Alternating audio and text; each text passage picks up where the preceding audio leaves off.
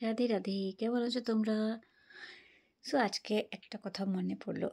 আমার মাঝে মাঝে এরকম একটা একটা টপিক মনে পড়ে বা কিছু কথা মনে পড়ে যেটা আমি তোমাদের সাথে শেয়ার করি আর কি।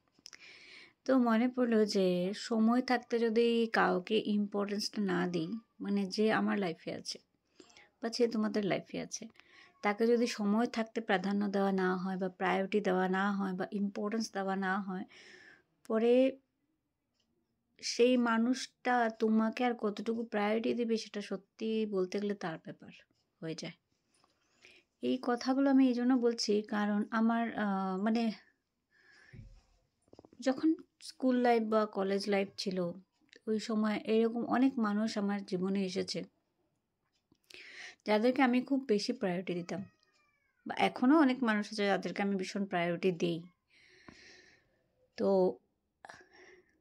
অনেক প্রায়োরিটি দিয়েছি বা দেই, তার মধ্যে যখন মানুষগুলো যখন আমাকে সেই জিনিসটা ফিরিয়ে দেয় না, প্রায়োরিটি আমার কোনো জিনিস লাগে না তাদের থেকে, কোনো টাকা পয়সা বা কোনো দামি কিছু জিনিস গিফট কিছুই চাই না। আমি শুধু চেয়েছি যে আমি যদি তোমার সাথে আছি, যে কোনো সময়ে যে কোনো সিচুয়েশনে আমি যদি তোমার সঙ্গে আছি, তবে তুমিও সেইভাবেই থাকবে আমার সাথে। কিন্তু এরকম হয়েছে, আমি দেখেছি প্রায় যে আমি হয়তো যার জন্য লড়াই করেছি সেই হয়তো পরে পিছপা হয়ে গেছে, সে হয়তো আমার জন্য আর লড়াই করেনি। এমন হয়েছে যে আমি ক্লাস 9-এ যখন আমি উঠেছিলাম, তো সেই সময় আমি মামার বাড়িতে গেছিলাম। মামার বাড়িতে মানে খুব যেতাম, ওই সেই সময় মামা মানে আমাদের মামা যেখানে থাকতো আর কি, দুমদুমা।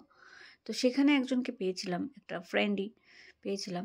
তো ওকে আমি খুব প্রায়োরিটি দিতাম, ওকে এতটাই ভালোবাসতাম যে আর বলতে গেলে আমি অ্যাসামিস কথাটাও ওর থেকেই শিখেছি, সেজন্য আমি সবসময় ওকে সেটা নিয়ে আমি তো ওর ক্রেডিটটা ওকে দেব। তো মেয়েটা এখন কোথায় আছে আমি ঠিক জানিও না, শিবানী নাম ওর। তো ওকে আমি খুব প্রায়োরিটি দিয়েছি। আমার নিজের বেস্ট ফ্রেন্ড ছাড়া আমি ওকে আর কোনদিন কিছু ভাবিনি, মানে বেস্ট ফ্রেন্ড বোন বলতে পারো সব কিছু। ও যখন দরকার পড়তো আমাকে, আমি ওর সাথে থাকতাম আর চেয়েছিলাম যে ও যেন আমার সাথে থাকুক। কিন্তু আস্তে আস্তে যখন আমি ম্যাট্রিক পাশ করলাম বলতে পারো তেমনই, তারপর দেখলাম আস্তে আস্তে ও চেঞ্জ হয়ে গেল। ও আর তেমনভাবে আমার সাথে ফ্রেন্ডশিপটা মেনটেন করছে না। ও কেমন যেন একটু পাল্টে গেল, আস্তে আস্তে পাল্টে যেতে যেতে কন্ট্যাক্ট বন্ধ করে দিল।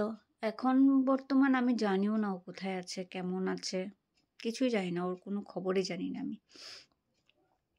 তো এইরকমভাবে আস্তে আস্তে ফ্রেন্ডের থেকে মানে দূরত্বটা আমার শুরু হয়েছে। আর ফ্রেন্ডের থেকে দূরত্বটা আমার ক্লাস 7 থেকেই শুরু হয়েছে। ক্লাস 7-এই আমার মানে ফ্রেন্ডশিপ জিনিসটার প্রতি একটা মানে অন্যরকম একটা ভাবনা এসে গেছিলো। কারণ সেই সময় ক্লাস 7-এ একটা মেয়ে ছিল, মৌসুমি সিনহা টাইটেল ছিল ওর। তো ও আমার সাথে যেটা করেছিল সেটা মানে খুবই খারাপ। মানে ও করেছিল কি, এখন ওই সময়টা আমিও ছোট, ওও ছোট। কিন্তু যে জায়গাটা ওর আমাকে সাপোর্ট করতে লেগেছিল, ও আমাকে মানে ওর মাকে বুঝাতে লেগেছিল যে না, আমার বান্ধবী এরকম কিছু করেনি যা তুমি ভাবছো, সেটা সে করেনি। তার জন্য আমি ওর সাথে আর কোনোদিন কথাই বলিনি। কারণ সেটা আমার খুব সম্মানে লেগেছিল যে যে কাজটা আমি করিনি, ওর মা আমাকে সেই কাজটার জন্য এসে বকাবকি করে গেছে, আমার বাড়িতে এসে বকাবকি করে গেছে আমাকে। কিন্তু সেই সময় আমি সেই কাজটা করিনি। ক্লাস 7-এর একটা মেয়ে কতই বা বড় হতে পারে, আমাদের জেনারেশনের মেয়েদের এত ক্লাস 7-এ এত প্রেম প্রীতির কথা এতটা মনে থাকতো না, আসতোও না সেই সময়। আজকালকার না হয় বাচ্চাদের অনেকে জিজ্ঞেস করলে গার্লফ্রেন্ড কটা আছে, বয়ফ্রেন্ড কটা আছে বলে দেয় ওরা। কিন্তু সেই সময় আমি যে জেনারেশনের মেয়ে, সেই সময় ক্লাস 7-এ পড়া অবস্থায় আমি ভাববো যে কোনো একটা ছেলেকে আমি ভালোবাসি, সেই কথা ভাবাটাও মানে অনেক বড় ব্যাপার। সেই সময় ভালোবাসার ভটাও আমি জানতাম না। আর আমি যে কাজটা করেছিলাম সেটা একটা একেবারে টোটালি বুড়বোকামির কাজ বলতে এখন মনে হয়, খুব বুড়বোক ছিলাম আমি। আমার একজন দিদিমণি ছিল যার কাছে আমি পড়তাম। তো ওই দিদিমণির যে ভাইয়ের নামটা ছিল সেটা আমি একটা দুর্গাপূজার ফর্দ যেটা থাকে, দুর্গাপূজার প্যাম্পলেট যেটা থাকে না, সেখানে পেয়েছিলাম। সেম নাম ছিল, সেম টাইটেল ছিল। আর আমি তখন বাচ্চা ছিলাম। তো ভেবেছি যে সেই নামটা কেটে আমি দিদিমণির ভাইকে দেব, খুব খুশি হবে। কারণ বাচ্চা মানুষের মনে এতটা পেচ থাকে না। আমি সেই নামটাকে কেটে নিয়ে গেছিলাম আর সেই পেমপ্লেটটা এনেছিল সেই মৌসুমি বলে মেয়েটা। তো তার থেকে আমি কাগজটা নিয়ে সে জায়গাটাকে কেটে যেখানে নামটা লেখা ছিল সেই নামটা কেটে আমি নিয়ে গেছি বাড়িতে। বাড়িতে নিয়ে গেছি, তারপর মৌসুমি চলে গেছে ওর বাড়িতে। ওর মাকে গিয়ে ওর মা দেখলো পেমপ্লেটের মধ্যে একটা নাম কাটা আছে। তো জিজ্ঞেস করলো কী হয়েছে? ও বললো যে এটা অঙ্ক কেটে নিয়ে গেছে। ঠিক আছে, ওর মা চলে আসলো বিকালবেলা আমার বাড়িতে, আমাকে যাই নয় তাই শুনিয়ে দিল, তুমি এরকম করেছো, এরকম করে এখনই ক্লাস 7-এ পড়া অবস্থায় তুমি ছেলেদেরকে নিয়ে ভাবো, ছেলেদেরকে নিয়ে। আর আমি তো আকাশ থেকে পড়েছি যে এইরকম কি হয়ে গেল যেটা আমি বুঝতেই পারিনি। আর আমি নামটা যে অলরেডি আমি আমার যে ম্যাম ছিল, যে মিস যার কাছে পড়তাম তাকে দিয়েও দিয়েছি, বললাম দাদাকে দিয়ে দিও। আমি নামটা খুঁজে পেয়েছি। বাচ্চা মানুষের মনে তো অতটা কাদা নেই, কিন্তু যাই হোক ওর মার মনে ছিল। পরে ওর মার বিষয়ে অনেক কিছু আমি জানতে পেরেছি, যাই হোক সেটা আমি এখন আর বলতে চাই না এখানে। তো ওর মার মনে ছিল, সেজন্য ওর মা আমাকে এসে অনেক কিছু কথা বলে গেছে। হ্যাঁ, এরকম করবে না, তুমি আমার মেয়ের থেকে দূরে থাকবে, তুমি আমার মেয়েকে নাহলে বরবাদ করে দেবে, অনেক কথা বলে গেছে। তারপর আমার মাও বলেছে, সেই সময় আমার মাও বলেছে যে দেখেন আপনি যা বলছেন ঠিক আছে, হতে পারে আমার মেয়ে অন্যায় করেছে সেটা নামটা কেটে, কিন্তু আপনি যা বলছেন সেটা ভুল বলছেন। আমার মেয়েকে আমি চিনি, সে এইরকম কোনো কাজ করে না বা করবেও না। কিন্তু সেই সময়টা যার সাপোর্ট করার দরকার ছিল সেটা হলো আমার বান্ধবী, সে করেনি আমার সাপোর্ট। সেজন্য শেষ পর্যন্ত আমি ওর সাথে আর কোনো দিন কথা বলিনি, ইভেন কি ওর দিকে ফিরে পর্যন্ত তাকাতাম না। কারণ সেটা আমার খুব গায়ে লেগেছিল যে আমি যখন ছিলাম ওর সঙ্গে, ও কেন আমার সঙ্গে থাকতে পারলো না। সেটা হলো ক্লাস 7 থেকে আমার এই বিশ্বাসঘাতকতার যে ফ্রেন্ডশিপের যে বিশ্বাসঘাতকতা সেটা একটা শুরু হয়ে গেছিলো। ক্লাস 9-এ এই ইনসিডেন্ট হলো। তারপরে ওদেরকে সব কিছু ছেড়ে দিয়ে আমার স্কুল ফ্রেন্ড যারা পরে আমার যারা স্কুলের ফ্রেন্ড তাদের মধ্যে যারা ছিল তারা খুবই ভালো ছিল। এখনও তাদের সাথে আমার খুব ভালো রিলেশন, খুবই ভালো মানে বলতে পারি আর কি। তার মধ্যে একজন ছিল, আমি নাম এখানে বলবো না, মেনশন করব না, মানে একজনের জন্য আমি আরেকজনকে বাদ দিয়েছি, এইরকমও হয়েছে। স্কুল কলেজে উঠে যখন ফ্রেন্ডশিপটা হয়েছে আমার, তখন একটা মেয়ের জন্য আরেকটা মেয়েকে বাদ দিয়েছি, মানে আরেকটা মেয়ের সাথে ফ্রেন্ডশিপটা ভেঙে দিয়েছি, কারণ ওর সাথে কথা বলতো না তার জন্য। কিন্তু পরে যার সাথে খুব ভালো ফ্রেন্ডশিপ ছিল সেও পিছপা হয়ে গেছে।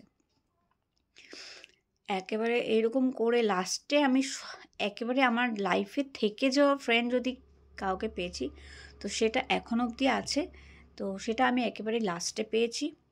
সেটা হলো তোমার বলতে পারো 2005 বা 6-এ আমি আমার বেস্ট ফ্রেন্ডকে পেয়েছি।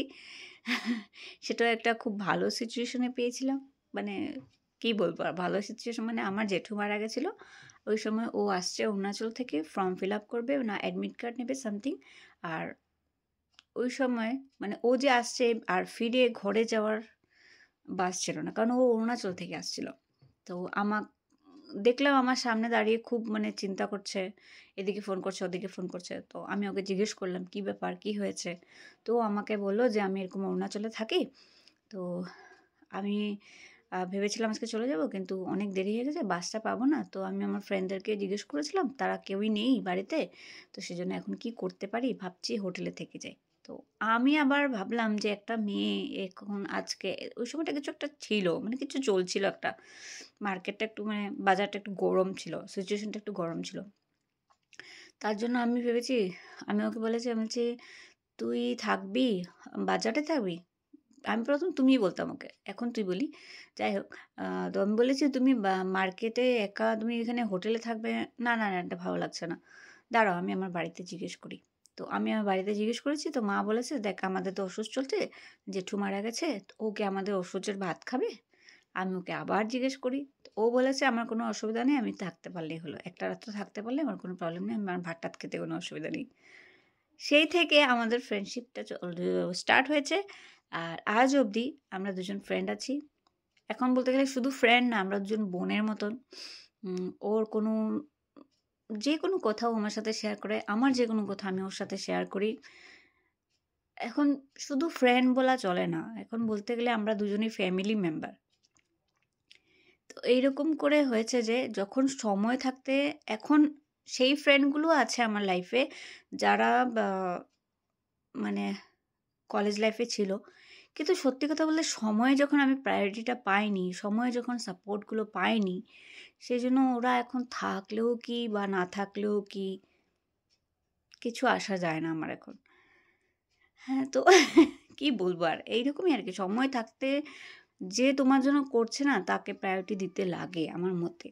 তো এখনও যারা আছে, তারাও যদি আমাকে সময় থাকতে যদি প্রায়োরিটি না দেয়, তবে কোন দিন আমি তাদের জীবন থেকে চলে যাব, তারাও নিজেরাও বলতে পারবে না। তো সেজন্য কারণ আমি সবার জন্য একেবারে 100% দেই। আমি কোনো সময় 10% রাখি না বা 20% বাদ রাখি না। আমি 100% দিই। কারণ আমি চাই যে আমার জীবনে যারা আছে তারাও যেন আমার জন্য 100%ই দেয়। 10% যেন বাদ না দেয়, 20% যেন বাদ না দেয়। কারণ আমি তো এমন কিছু টাকা পয়সা চাই না কারোর থেকে। প্রায়োরিটিটাই চাই। যেটা আমি দিচ্ছি সেটা তুমি আমাকে গিভেন। তুমি আমাকে দাও। এছাড়া আর কিছু চাওয়ার নেই আমার।